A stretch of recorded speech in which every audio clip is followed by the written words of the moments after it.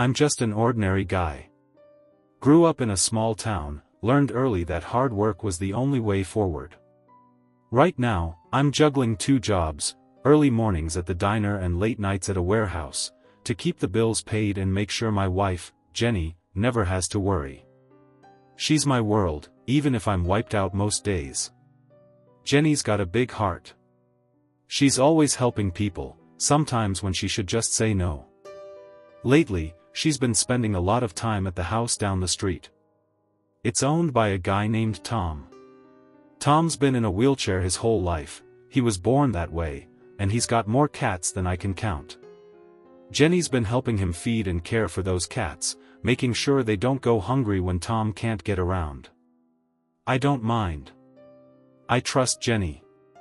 She's the kind of woman who puts others before herself, and that's one of the things I love most about her.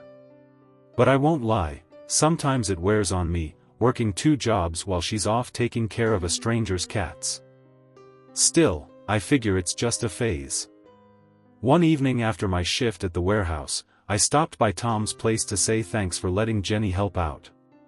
Tom was sitting by the window, the sunlight catching the dust motes in the air. "Hey, man," I said, leaning in the doorframe. He looked up, smiled tiredly. "Hey. Thanks for bringing Jenny over here. She's a real help." We started talking, and he told me a little about his life, how the wheelchair has always kept him homebound, how the cats were his only company. He said he's been alone for so long, it's hard to remember what it's like to feel like a man, to want something, to be wanted. Then he surprised me. I always dreamed of a woman putting on stockings and a thong, giving me a striptease, bending over me, wanting me. His voice was soft, almost shy. I wasn't sure what to say. It was kind of awkward, but I could see the honesty in his eyes. Later, Jenny told me she had done exactly that. She had helped Tom feel like a man for the first time in his life. She said it was about more than just the striptease, it was about making him feel human, wanted, alive. I was stunned when I first found out. My mind raced with jealousy and confusion. But then, I thought about how lonely he must have felt all these years, and how Jenny's kindness gave him something he never had. I forgave her. Because at the end of the day, love isn't about perfection. It's about understanding, sacrifice, and seeing the good in each other, even when it's complicated. After I found out what Jenny had done for Tom, things didn't instantly get easier for me. I won't lie, it took me a while to sort through my feelings. I wasn't angry at her in the usual way, like jealousy or betrayal. It was more complicated. It was like my brain was caught in this fog, trying to understand how the woman I love could step into someone else's world in such an intimate way. I kept working those 2 jobs like a machine, but my mind drifted back to Tom's place more than I expected. I started paying attention to the small things, the way Jenny smiled when she talked about the cats, the gentle way she moved around the house helping with feeding schedules, and how Tom looked at her, almost like a kid seeing something magical for the first time. One night, after closing up at the diner, I decided to stop by Tom's house again. Jenny was there, setting out food bowls for the cats. She looked tired but happy. I cleared my throat. "Hey." She looked up, a little surprised but glad to see me. "Hey, you." I stepped inside and sat down on the couch. Tom was in his wheelchair nearby, reading a book. We sat there for a while in quiet, the cats weaving between our legs. Then Tom spoke up. "Thanks for coming back," he said quietly. "Most guys wouldn't understand." I nodded. "Yeah, it's different. But I get it, now. What you said about wanting to feel wanted, I think a lot of people do. Jenny helped you with that. That takes guts." Tom smiled, a little embarrassed. "She's a good woman. I'm lucky." Jenny reached over and squeezed my hand. "You're lucky, too." In that moment, something shifted inside me. I realized that love isn't about holding on to control or keeping score. It's about trusting the person beside you, trusting their kindness, their heart, and their strength. I was tired, sure. Life was hard. But maybe forgiveness isn't just about letting go of what hurts us. Maybe it's about embracing the messy, beautiful ways love finds a way to grow. I stood up and hugged Jenny, feeling the weight of the day fall off my shoulders. "Let's get through this together," I whispered. She smiled back, and for the first time in a long time, I believed we would. Days turned into weeks, and slowly things began to settle into a new rhythm. I kept grinding at my 2 jobs, and Jenny continued helping Tom with his cats and whatever else he needed. At first, I worried about how much time she spent there, but I started to see that it wasn't just about feeding cats or giving a striptease. It was about human connection, something that none of us could really live without. One evening, I was sitting in our living room, worn out from a double shift, when Jenny came home smiling in that way she only does when she's been doing something meaningful. "I want you to meet someone," she said. I raised an eyebrow but nodded. Jenny led me back down the street to Tom's place. Tom was there, looking more relaxed than I'd ever seen him. The cats were purring, stretched out on the floor like little kings. Jenny introduced us again, but this time something felt different. Tom's smile wasn't shy or distant, it was genuine. I saw a light in his eyes, something I hadn't seen before. "I want to thank you," Tom said to me, voice steady. "For understanding. For letting Jenny help me feel alive." I shrugged, not sure what to say. "You know," Jenny said, "helping Tom wasn't just about him. It helped me, too. Made me realize how important it is to see people beyond their struggles." I looked at her and felt something swell in my chest, pride, gratitude, maybe even love. That night, I realized that life isn't about perfection or sticking to some ideal version of love. It's about embracing the messy, unexpected parts, the tough conversations, the moments of doubt, and the surprising acts of kindness that heal us all. Jenny and I found a way to keep loving each other, even when the road got bumpy. And Tom? Well, he found something he never thought possible, a sense of dignity and desire. Sometimes, love means letting go of what you thought it should be and accepting what it is, imperfect, complicated, but real. And for the first time in a long time, I felt like everything might just be okay. Life after that night felt different. I didn't suddenly have all the answers, and the 2 jobs still wore me down. But something inside me shifted, a quiet strength I hadn't realized I had. Jenny and I started talking more openly about everything, no matter how uncomfortable. One afternoon, after I got home early from the warehouse, Jenny was sitting at the kitchen table, sipping coffee. I pulled up a chair and sat down beside her. "I've been thinking," I said, hesitating a little. "About Tom. About what you did for him." She looked up, her eyes soft and honest. "I know it wasn't easy for you." "No, it wasn't. But I get it now. You didn't do it to hurt me. You did it because you cared." Jenny reached across and took my hand. "I'm sorry if I made you feel like you weren't enough." I shook my head. "You're never not enough. I just needed to learn how to trust you, and myself, a little more." From that day on, we made a pact to be honest, even when it was scary. I started visiting Tom more often, not because I had to, but because I wanted to understand this part of Jenny's world that had seemed so foreign. Sometimes, I'd watch Jenny help Tom feed the cats or just sit and listen to him tell stories. And I saw how that kindness brought something out of her, a warmth and patience that made me proud. Jenny's actions showed me that love isn't about possession or control. It's about support, compassion, and believing in each other's goodness, even when life gets messy. I'm still working 2 jobs, still tired most nights. But now, when I come home, I feel something stronger, a connection that no struggle can break. And maybe that's the real dream. Not the perfect life, but the courage to forgive, to trust, and to keep loving, even when it's hard. Weeks had passed since we all started to find that fragile balance, me, Jenny, and Tom. My two jobs still demanded everything I had, but now there was something different waiting for me at home: trust, understanding, and a love that felt deeper for all the rough patches it had survived. One evening, after a long day, I sat on the porch while Jenny was inside making dinner. Tom rolled by on his wheelchair, a few cats trailing him like a parade. "Hey," I called out. Tom smiled, a little shy but warm.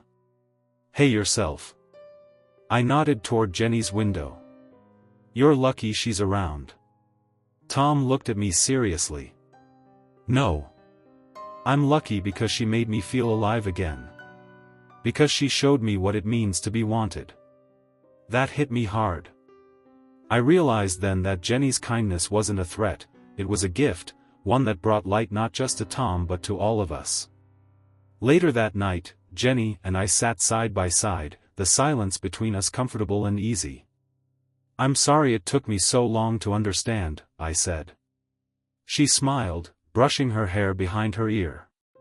"We're all learning. Together. And that's the thing about love, it's not perfect, not simple, but it's real. It's waking up every day and choosing each other, even when it's messy. I'm still just an ordinary guy, working two jobs to keep my family afloat.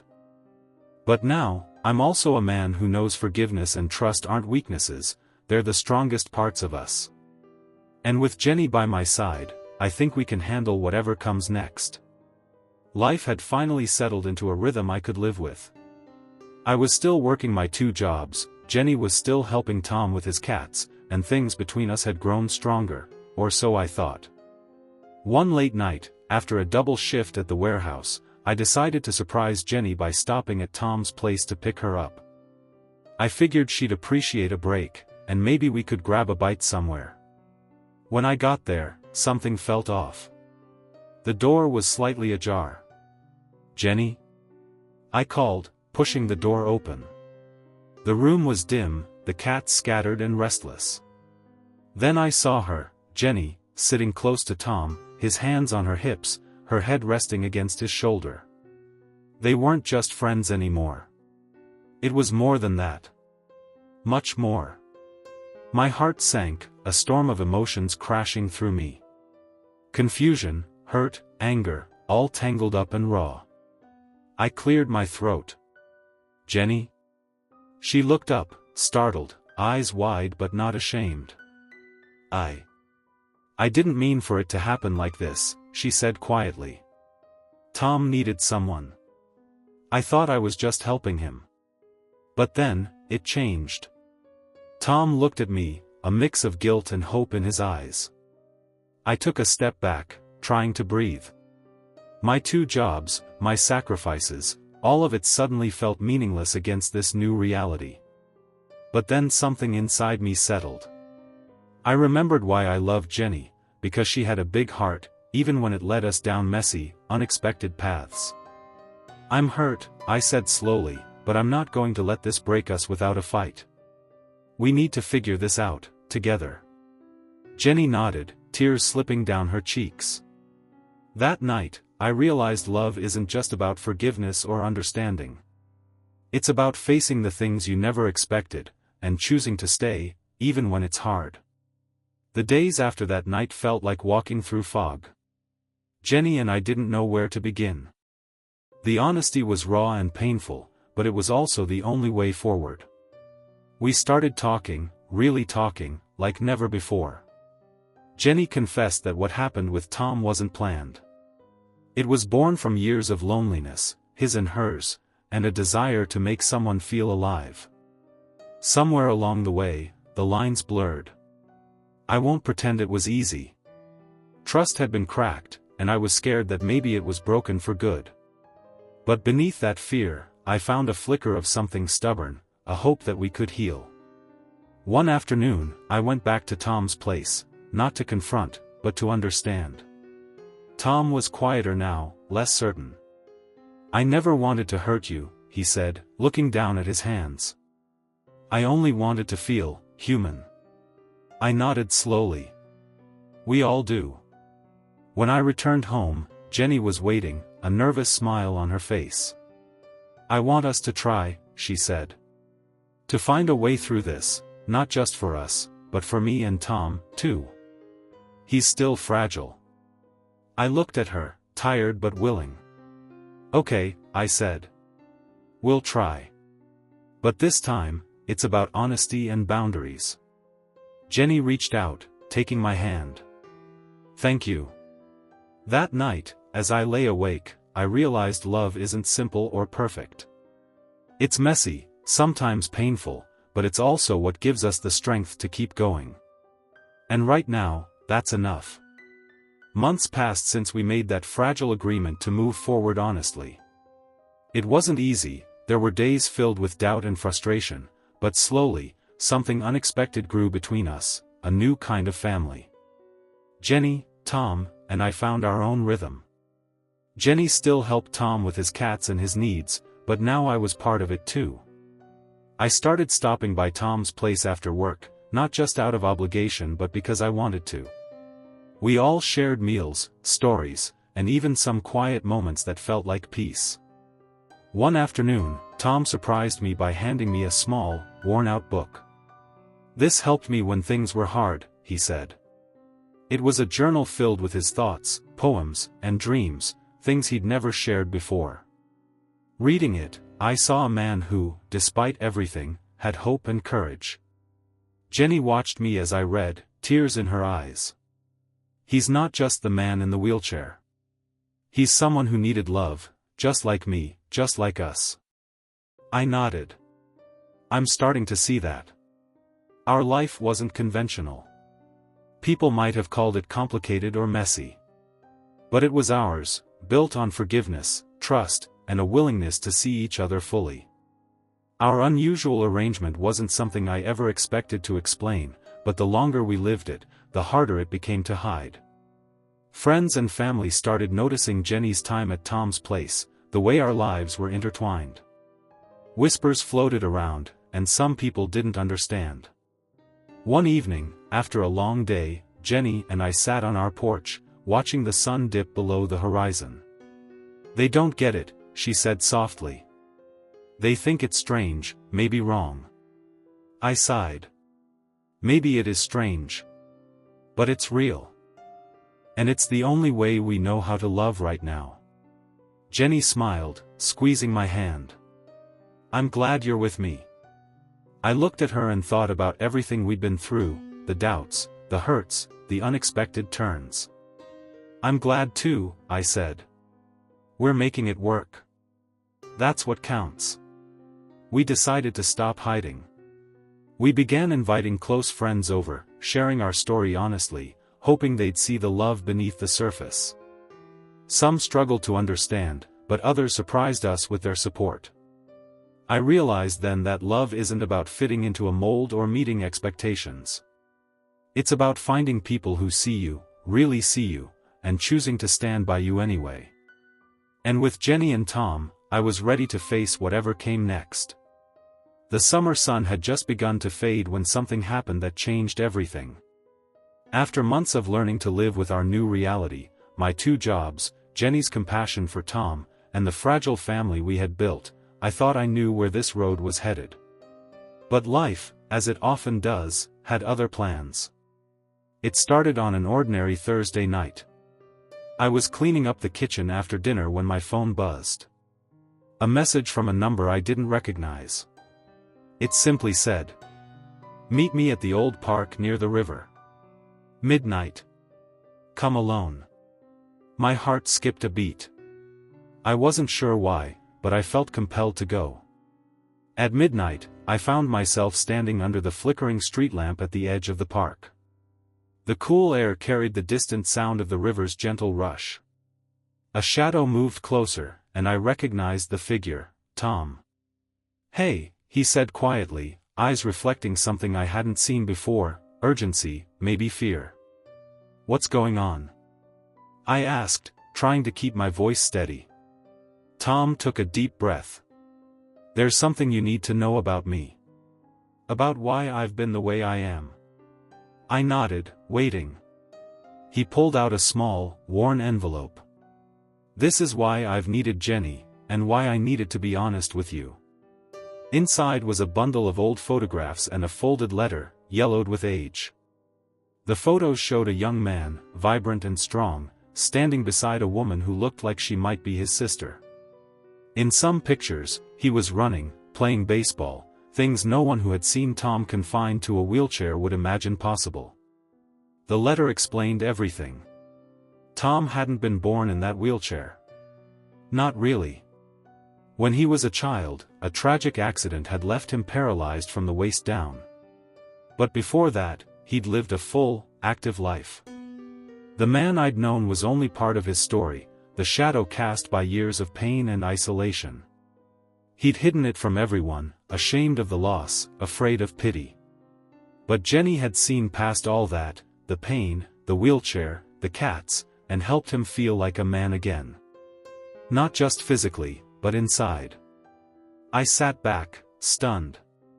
Everything suddenly made sense, the longing in his eyes, Jenny's devotion, the complex feelings I'd tried to understand.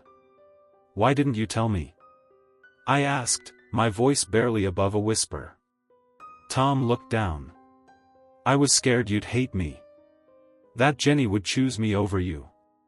I shook my head, realizing how much fear had shaped all of us. "None of that matters now," I said.